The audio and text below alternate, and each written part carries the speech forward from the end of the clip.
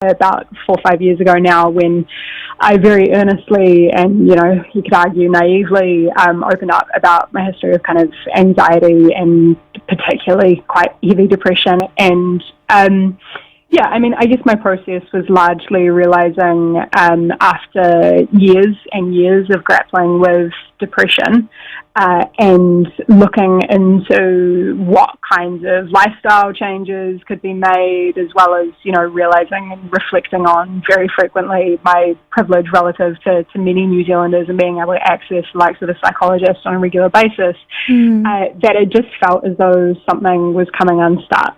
So I had been on depression medication, for a number of years, and I was just feeling as though I was floating in this kind of void of numbness everything can open. And at kind of the beginning of this year, I just decided that something had to give. And for me, that meant, talking to my GP and going off of my depression medication, and I guess trying to reconnect with, whatever the human experience is supposed to be under late capitalism, and the intensity that brings, and, the stress and strain that myself and my community and my friends are so frequently under.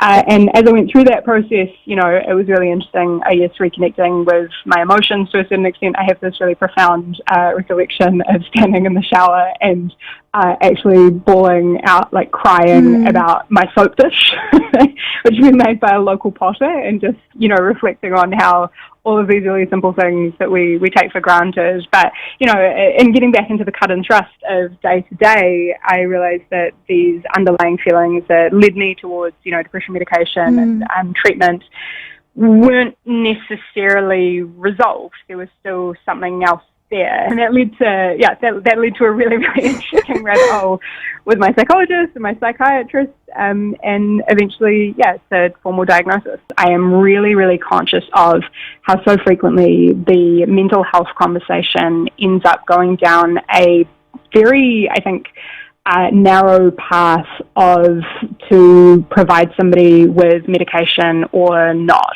We're not talking about any of those other things in terms of reconciling somebody's sense of self or community inclusion, or whether somebody has the resources just to get by in the first place, and how that can improve somebody's mental well-being.